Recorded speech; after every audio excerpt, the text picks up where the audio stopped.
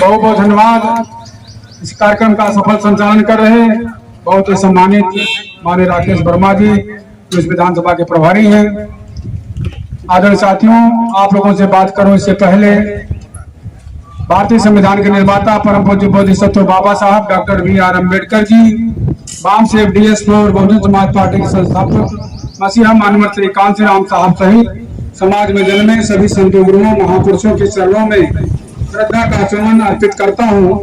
साथ ही साथ बहुजन समाज पार्टी की राष्ट्रीय अध्यक्षा, उत्तर प्रदेश की 4 बार मुख्यमंत्री रही, पूर्व सांसद, आयरन लेडी, न्याय की देवी आदरणीय सुश्री बहन मायावती जी को धन्यवाद देता हूँ, इसलिए कि आदरणीय बहन जी ने मुझसे कार्यकर्ता को आपके बीच अपना आशीर्वाद दे करके आपसे आशीर्वाद लेने के लिए आदरणीय बहन जी ने भेजा है। और मैं कार्यकर्ता हूं, इसलिए इस क्षेत्र के सभी कार्यकर्ताओं का मनोबल बढ़ाने का काम आदरणीय बहन जी ने किया है, इसलिए आदरणीय बहन जी को बहुत बहुत कोटि से आभार प्रकट करता हूं, उन्हें दीर्घायु होने की कामना करता हूं। मित्रों, आदरणीय साथियों, आज अभयपुर में यहाँ पर इस कार्यक्रम में उपस्थित बहुत ही सम्मानित हम सबके नेता, जोशी विधानसभा से चुनाव लड़ चुके, पूर्व में जिला अध्यक्ष रहे, बहुत ही सम्मानित हमारे बड़े भाई माननीय ज्ञान सिंह पटेल साहब का आपकी तरफ से अपनी तरफ से उनका स्वागत अभिनंदन वंदन करता हूं। साथ ही साथ हमारे साथ ही चल करके इस विधानसभा के प्रभारी बहुत ही विद्वान साथी, बहुत ही प्रखर वक्ता माननीय श्री घनश्याम पटेल साहब भी हमारे बीच में उपस्थित हैं, उनका भी स्वागत अभिनंदन वंदन। हमारे बीच में हमारे साथ चल करके आए भाई पूर्व में जिला अध्यक्ष रहे और प्रभारी भाई श्री चिंतामणि वर्मा साहब हमारे बीच में उपस्थित हैं।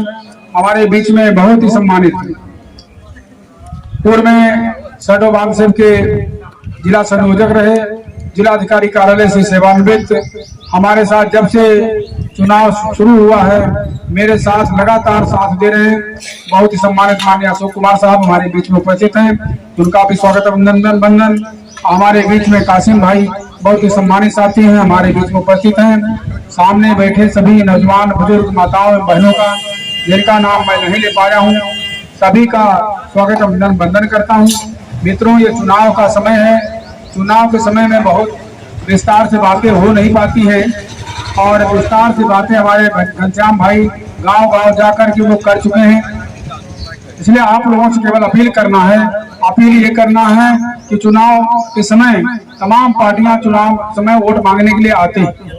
यह वोट देने का अधिकार अगर आपको किसी ने दिया है तो वो बाबा साहब डॉक्टर BR अम्बेडकर साहब ने दिया है, तो यह अधिकार आपको मिला है, तो ऐसी आसानी से वोट देने का अधिकार आपको नहीं मिल पाया है। इस वोट के अधिकार को दिलाने के लिए बाबा साहब को अपने 4 बच्चों की कुर्बानी देनी पड़ी है, तब जाके अधिकार मिल पाया है।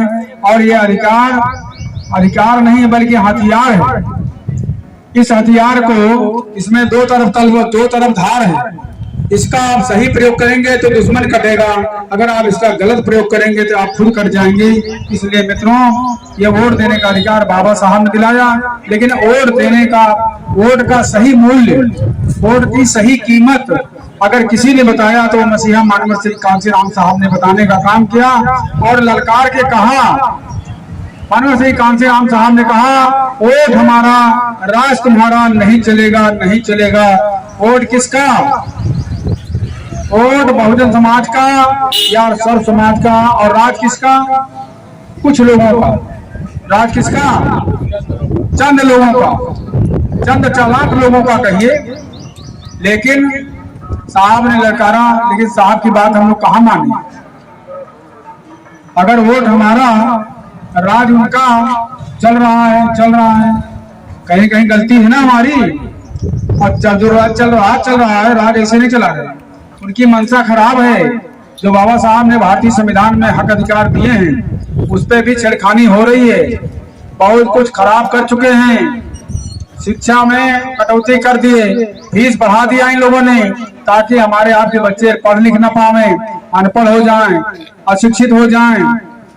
बाबा साहब ने कहा कि education power is the key to success, मतलब शिक्षा शेरनी का दूध है, जो इसको पी लेता है वो दहाड़ने लगता है, और शिक्षा नहीं पाएगा तब क्या करेगा? तब मिमियाएगा। और जो मिमियाता है, मिमियाता कौन है? भेड़ बकरी। और उसकी क्या कर होती है, गर्दन कटती है। यही होता है। तो आप शिक्षा ना दे नहीं पाए, आपके बच्चे सीधे फीस बढ़ा रहे हैं। सरकारी विभाग पूंजीपतियों को हाथ में बेच रहे हैं ताकि सरकारी नौकरी न मिल पाए। 100-200 बीघे हमारे खेत है नहीं, तो हमारे बच्चे कैसे जिएंगे, कैसे अपने परिवार का पालन पोषण करेंगे। आरक्षण अपने आप खत्म हो जाएगा जब सरकारी नौकरी नहीं रहेगी, सरकारी विभाग ही नहीं रहेगा तो सरकारी नौकरी भी नहीं रहेगी। तो ये भारतीय जनता पार्टी के लोग हैं। आपको हमको 5 किलो अनाज दे देते हैं और उसके बाद गैस 3 गुना बढ़ा दिए, तेल का दाम बढ़ा दिए, मसाला का दाम बढ़ा करके जैसे हुआ कि 100 रुपया देकर 200 रुपया आपकी जेब से निकाल लेना। तो बात यही तो है। लेकिन ये समझने की जरूरत है, विस्तार से बताने लगे लंबा समय लगेगा, चुनाव समय है, इसलिए आपको समझना है इन लोगों को। ये कतई हमारे हित में नहीं है।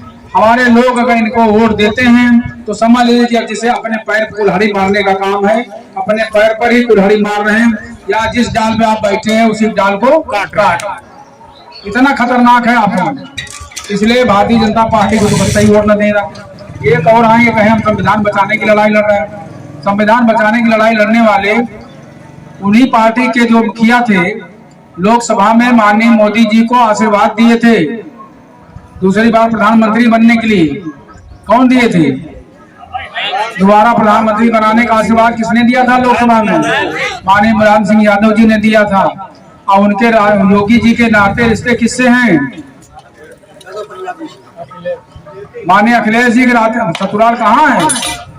सब उनके नाते रिश्ते हैं। समझ रहे मेरी बात? इसलिए ऐसे लोगों से भी अपेक्षा न करिए कि हमारा भला कर सकेंगे। SC/ST का प्रमोशन का आरक्षण का बिल अगर लोकसभा में अगर किसी ने फड़वाया है तो समाजवादी ने फड़वाया है, जिससे बहुत सारे हमारे समाज में जो सरकारी नौकरी में थे उनका डिमोशन हो, तो बहुत नुकसान हुआ है। मानवर कांशीराम साहब के नाम पर जिला बहन जी ने बनाया था और जिला का नाम बदलकर कासगंज कर दिया। बहुत कुछ परिवर्तन किया। इसलिए संविधान को मानने वाले लोग नहीं हैं, नकली हैं। संविधान की असली कोई रक्षा कर सकता है और संविधान को अक्षरशः कोई लागू कर सकता है तो वो केवल एक नेता है भारत की, आदरणीय सुश्री बहन मायावती जी, और बहुजन समाज पार्टी के राष्ट्रीय अध्यक्ष हैं। उनके अलावा आप किसी कोई ऐसा नेता है ही नहीं है। आदरणीय बहन जी ने अपने 4 महीने 6 महीने 15 महीने 15 साल की सरकार में करके दिखाने का काम किया है। बहन जी ने कानून के द्वारा कानून का राज कायम किया। शेर बकरी एक घाट पर पानी पिलाने का काम किया।